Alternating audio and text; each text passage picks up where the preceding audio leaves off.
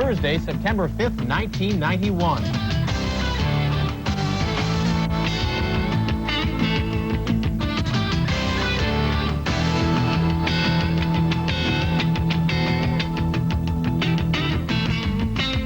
On this E.D.J, the world's most dangerous studio chief? That's what his employees are saying in court. A cartoon series about the Bible is branded as Jew-bashing propaganda. You'll see people with forked tongues, hooked noses, sleazy characters. The networks send in the clowns to woo advertisers to their fall lineups. The president of NBC Entertainment, Big Cheese, personally asked me, Big Star, to give you a guided tour. And the man who invented television left quite a legacy to his widow. I live on a small pension.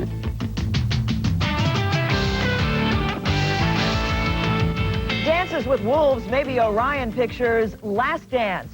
The home video version of Kevin Costner's Oscar-winning movie is just out, and it's already caught in a technical snare. To get the 3-hour epic onto one video cassette, Orion Home Video used very thin videotape.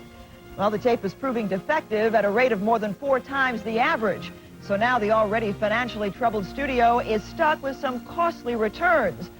Orion is quickly shuffling replacement tapes to retailers.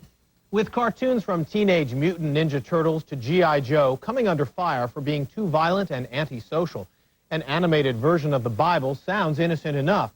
But some Jewish groups say that the video series Animated Stories from the Bible preaches anti-Semitism. Mark Bailey has the story.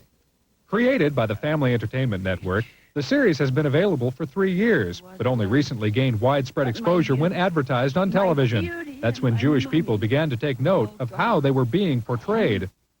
Your money's gone? According to this story, if you watch this Bible series, you'll see a doctor who is sinister, money-hungry, squeezing a widow of all of her wealth. You'll see people with forked tongues, hooked noses, sleazy characters, everything negative. I want you to find out how he does it so we can expose him.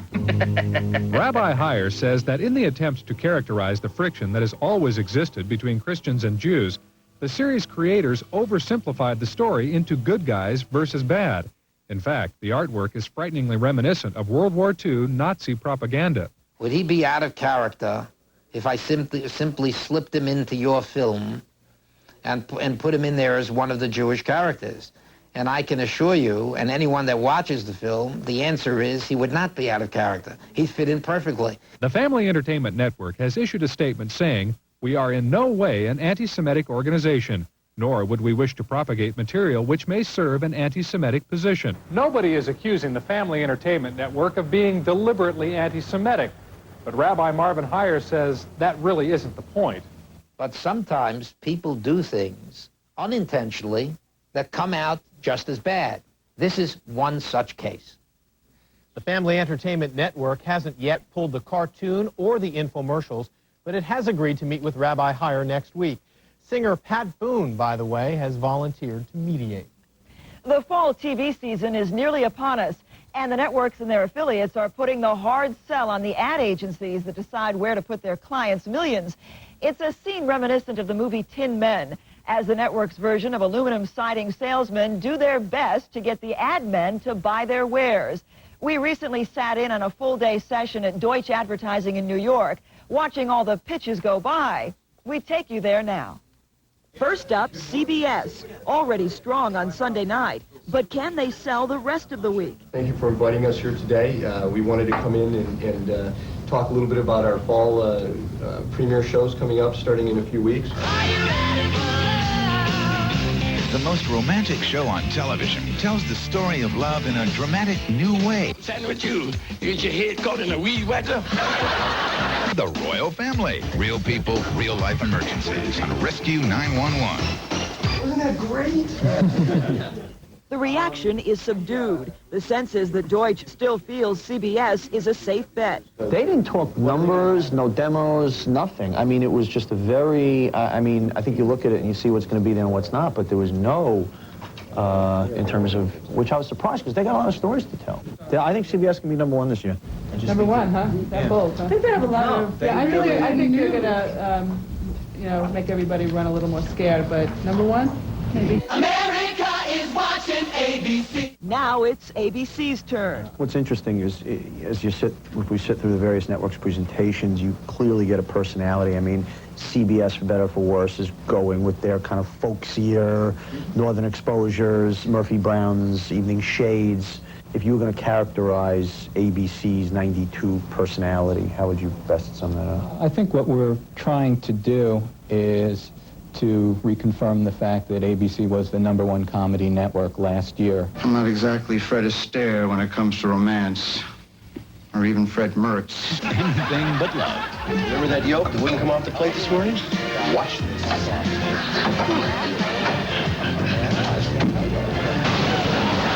Home improvement. I didn't see a lot of shows on there that had what I'll call a grown-up mentality, with the exception of Grown-Ups. Clearly, you don't have the show, but just the kind of caliber in there. Sure. Any comments or thoughts on that? Well, certainly ABC has a mix of different types of comedies that we put on the air. We do have sophisticated comedies in terms of Sibs and in terms of Good and Evil, but we also have 8 o'clock comedies which go after more of the teen and kid audience, and we think that ABC right now has a good mix of both. Reaction from the group is mixed. It's just like nothing new. I mean, nothing... It didn't seem very young. Very young. I mean, I tried to nail them on that. They are going 8 to 9 o'clock. That is, but you know, but if you look at where the consumer is going, and I think this is what's so smart about where CBS is going, the consumer is getting older. They're staying. You know, I mean that. So I don't know. It's going to be interesting. NBC, the first-place network, pitches last and chooses a different approach.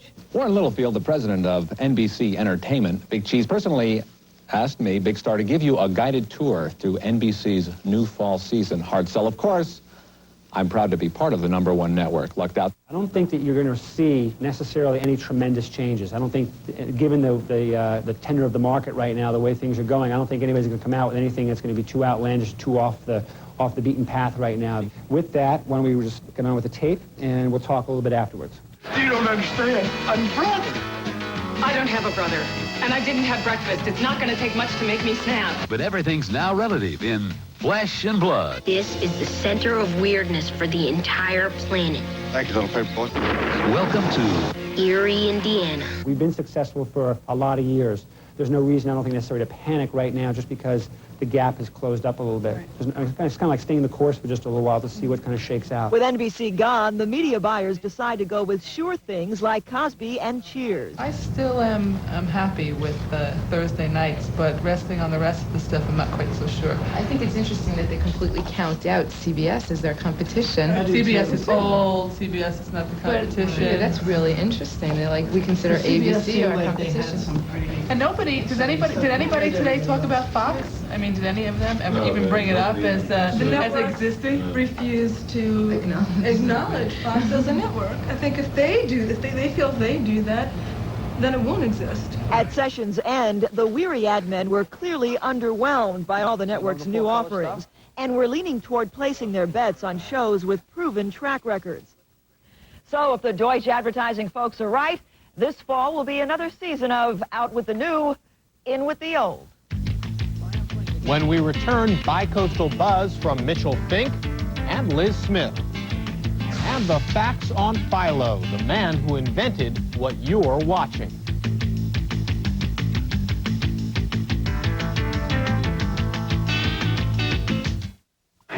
When things get tough, remember, Shake and Bake makes it easy to treat your family to plump, juicy pork chops without frying. Why fry? Shake and Bake. If you've developed a fear of frying, remember, Shake and Bake makes it easy to make crisp, juicy chicken for your whole family without frying. Why fry? Shake and Bake. Today, diamonds aren't a girl's best friend. You've had a change in heart. These days, you don't have to settle down. You've changed that view, too. Thinking's changed. Now drinking's changed. New Taos Aperitif. Sparkling spring water and a splash of light, crisp taste. Taos. Fresh thinking, fresh drinking. Nowadays, never mind who buys the drink, cause we've changed to think. New Taos, a change in taste in sync with today's think. It's fun, it's freedom, and on a street with just one careless driver, it could be deadly. Bike riders always lose in an accident. If it happens to you, you'll need a law firm experienced in helping motorcyclists protect their rights. You and your loved ones deserve compensation for someone else's mistake. Don't throw away your legal rights. It could mean you lose twice. Suzak, Dean, and Powell helps accident victims. Call 227-6722. They're in your corner. Would the real Tom Peterson please step forward? It's true. Tom really cares. And we've been stepping forward for over 28 years to give you the best customer service. Free delivery, free setup, free haul away, and they're all free with the purchase of this 25-inch remote color television for only $297. Now, that's Tom Peterson Superstores, where free is a very good price.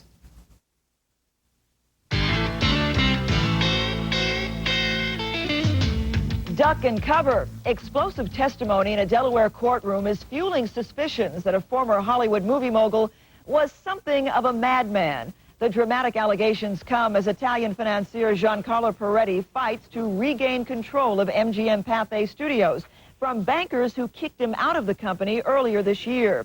According to court testimony yesterday, Peretti once threatened one of the studio's board members, saying, quote, "I want you to understand I am crazy. Do you understand? I'm very dangerous." It was allegations like that that made Peretti Hollywood's most controversial movie mogul during his brief stint as MGM chief. The Delaware court battle will determine if Peretti has any claim on the company he bought for $1.3 billion less than 1 year ago. And next week, investigative reporter Bryn Friedman will have more on the sad saga of MGM and Giancarlo Peretti. Multiple personalities, offbeat religion, and a flighty ex-studio head. Just another day in Hollywood. Mitchell Fink is here with some more trade secrets. Jim, Terminator director James Cameron has a new project in development at 20th Century Fox called Crowded Room, based on a true story of a man with multiple personalities. Sources tell me Cameron has offered the starring role to Tom Cruise, who has yet to warm to the idea. And speaking of Cruise, it has been known for some time that both he and his ex-wife, actress Mimi Rogers, are devout followers of Scientology. As a rule, celebrity Scientologists don't talk about their religious beliefs, but Rogers said this week that Scientology, quote, is the philosophy I grew up around and it has a lot of merit, unquote. Okay, it may not be Gandhi, but she said it. And finally, from my Things Are Tough All Over department, comes this travel item on recently ousted Columbia Pictures co-chairman John Peters. When Peters ran the studio and he needed to get anywhere, be it for business or personal reasons, he simply commandeered the company jet and off he went. Today it's much different. For example, over the Labor Day weekend, Peters actually had to fly into Aspen, Colorado on a jet he rented with his own money. I'm Mitchell Fink, and if this keeps up, by next year, Peters may have to downgrade all the way to first class on Delta. And now we fly to New York, where Liz Smith has the deep dish on a movie that's flying over from the Soviet Union. So now, things Russian are demanding our attention. Recently, HBO claimed that their coming production titled Stalin will be the first ever to be shot behind Kremlin walls. But Stalin hasn't yet even begun filming. What has, and is finished already, is a movie by the Soviet director Andrei Konchalovsky. This one is the story of a loyal Russian citizen who becomes a Stalin insider when he is signed up as the dictator's personal film projectionist. Titled The Inner Circle, it was filmed over 9 months ago behind Kremlin walls. Konchalovsky also managed to film inside secret KGB headquarters and at the Soviet Red Army's military academy. Tom Hulce, Lolita Davidovich, and Bob Hoskins are the stars. Hoskins, a former co-star of Roger Rabbit, plays Beria, the head of the secret police, and Hulse, the former Mozart in Amadeus, plays the movie projectionist. We will see The Inner Circle around Christmas from Columbia, and if you think you heard Andrei Konchalovsky's name before, you did. He once had a celebrated love affair with Shirley MacLaine. I guess that was in another life. This is Liz Smith in the present. Before there was Cronkite, Uncle Milty, or I Love Lucy, there was Philo T. Farnsworth. the inventor of television. He said, "I'm sorry I had anything to do with it." Stay tuned for the story of the man who was tuned out.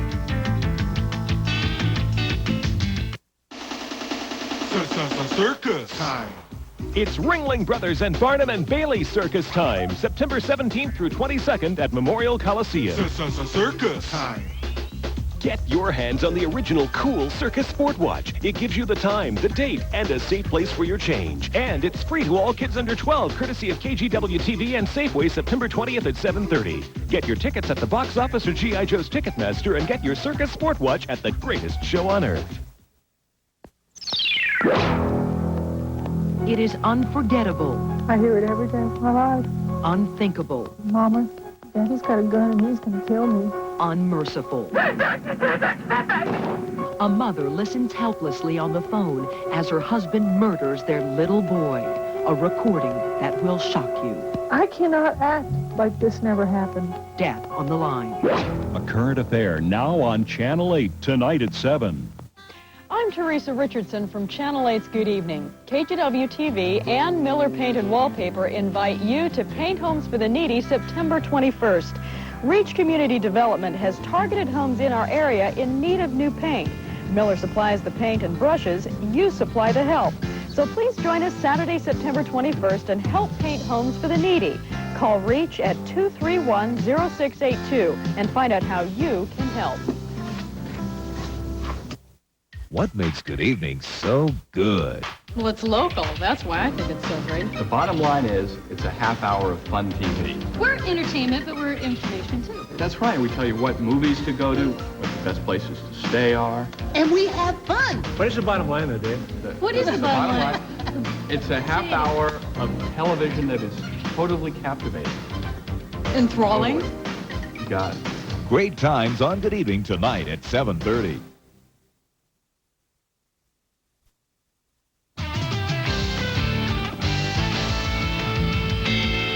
Saturday marks the 64th anniversary of an invention that, for better or worse, changed the world forever, television. But while more than 98% of American homes now have TV sets, few people know the name of the man who started it all. Henry Schiffer has his story. A beautiful colored TV. It's arguably the most influential invention of the 20th century, the all-seeing, endlessly chattering, utterly pervasive eye and voice of modern times. The following program is brought to you in living color. Strangely, most people have no idea who invented TV. Invented television. And I'm in the business. I haven't got the slightest. I don't know. I don't know. Somebody who didn't get credit for it, I guess. I don't know. Indeed, Philo T. Farnsworth, the creator of electronic television, hasn't gotten a lot of credit. We will call him simply Dr. X. Now, Doctor, if you will whisper your secret to me, we will show it at the same time to the folks out there. Incredibly, Farnsworth figured out the theory behind sending images through the air in 1922 when he was just 14. The inspiration came to him in a flash while plowing the family farm. This sketch of his brainstorm, saved by an astonished high school science teacher, was used in patent hearings years later to confirm Farnsworth's invention. He said, "We're going to be millionaires." He said, this will be so important to everybody. On September 7th, 1927, in this San Francisco warehouse, 21-year-old Farnsworth turned theory into practice, using electrons to send an image of a single horizontal line from one end of his lab to another. With that modest transmission, the age of television was launched. He got the line, and he got it a little sharper, and then he stood back and he said, "There you have it, folks, television." Farnsworth never imagined it would take nearly 20 more years for commercial television to take hold. He was soon televising people. His wife, Pem, was the first person to appear on the tube, and by the early 30s, he had a picture that approached current standards. But not everyone was thrilled to see an upstart inventor hold the inside track on the billion-dollar future of communications. The big corporations that controlled radio were racing to develop television systems of their own, and RCA, headed by the legendary David Sarnoff, was determined one way or another to head Farnsworth off at the pass. David Sarnoff, he challenged anybody.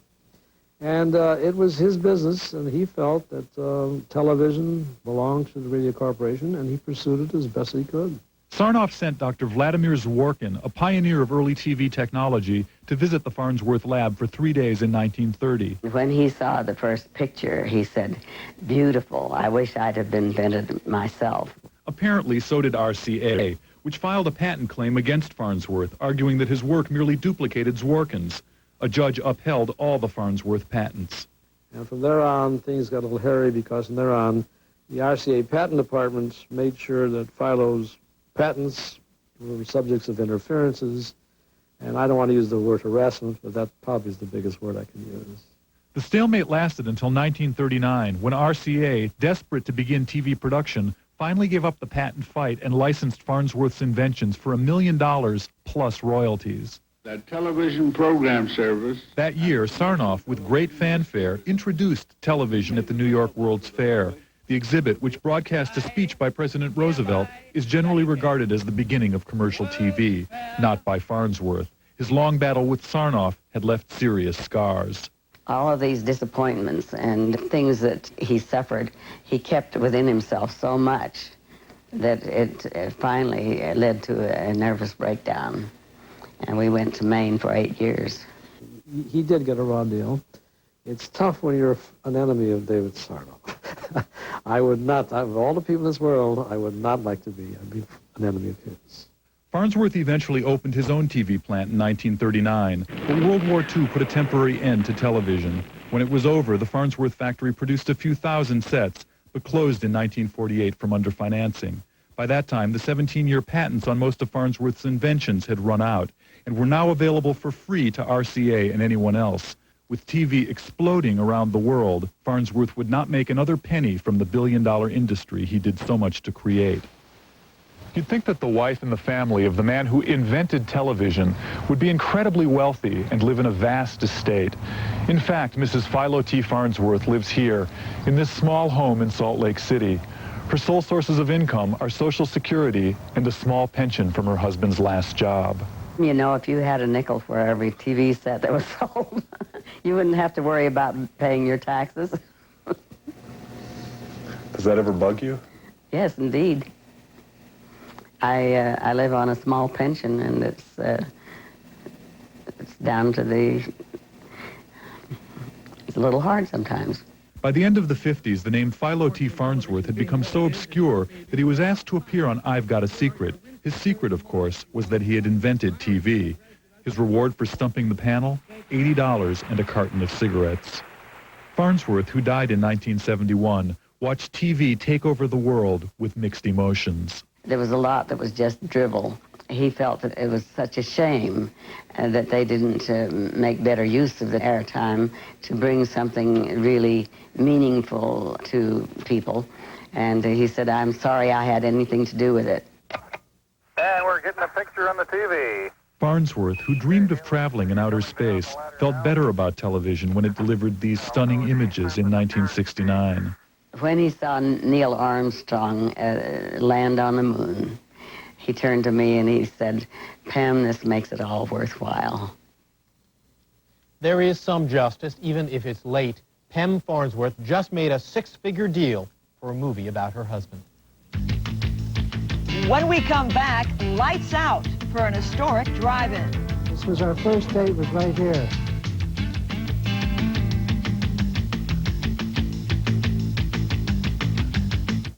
Wow, honey bunches of oats. He plays ball, she lives for cause, and Dad likes quiet please. But when it comes to breakfast, our family all agrees. Honey bunches of oats. It's the one cereal they all love the taste of, no matter what their tastes are. Because it's the only cereal that mixes crispy flakes of corn and wheat with crunchy bunches of honey-roasted oats. Honey bunches of oats. A cereal your whole family will love. How to eat Ritz and Ritz Bits. Ready, Grandpa? Right. Big Ritz you eat with. Cheese. Little ones you eat with. Brussels sprouts. No. Eggplant. No. Sardines. No. Let's get this. Little Ritz you eat with. Asparagus. No. It's not asparagus. It's asparagus. Ritz or Ritz Bits. 2 sizes fits all.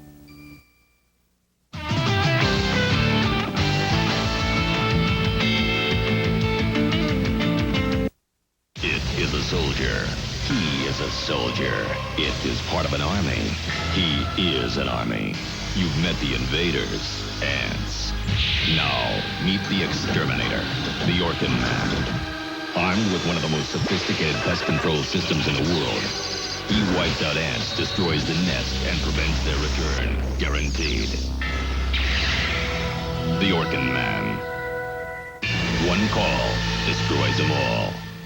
Some people add things to their sour cream, things like gums and stabilizers. This is all we add to our sour cream. These are their sour creams. This is ours. Hampshire sour cream from Knudsen, made with pure dairy cream and milk. Thick, rich, indulgently delicious. So you can choose their additives, or you can pick Knudsen and choose your own. Knudsen, the very best. We make a great cottage cheese, too. Come on, Jeff. This is supposed to be the happiest day of your life. Oh. Everyone gets cold feet. My head. Please, come out of the bathroom. Where's my Anacin? When you've got a splitting headache, reach for Anacin. Anacin relieves headache pain better than regular strength Bear or Bufferin. Glad you're feeling better, Jeff. Here comes the bride. Anacin, strong pain relief for splitting headaches.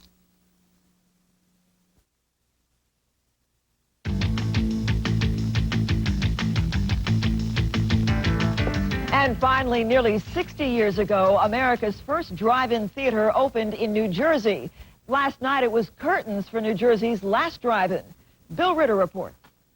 They came out to say goodbye last night, some boasting their best Simonized shines. Goodbye to the Route 35 Drive-In in Hazlitt, New Jersey, closing down after 35 years. First for them and last for them. Goodbye to an endangered species. A 12-screen multiplex theater and shopping center will pop up here soon, and cinema al fresco will be a thing of the past. We're celebrating our 33rd anniversary of attending this drive-in. This was our first date, was right here. In the old days, some called them passion pits. That's what they were. In fact, I got a call from, you don't even know this. I got a call from a guy I dated 20 years ago to remind me that tonight was the last night in case I forgot. It was the last time to load up on goodies, to rush back to the car for the double feature. Vincent Price in The Fly, Jane Mansfield in The Girl Can't Help It. Our feature will begin in about 2 minutes. Well, this is it. It's time to hunker down. The kids are in their jammies. The grown-ups are awake. But tomorrow, this little piece of paved paradise will be just a pleasant dream. You know, in the heyday of the drive-in, there were more than 4,000 of them across the country. Now, there are 910. I'm Jim Moran.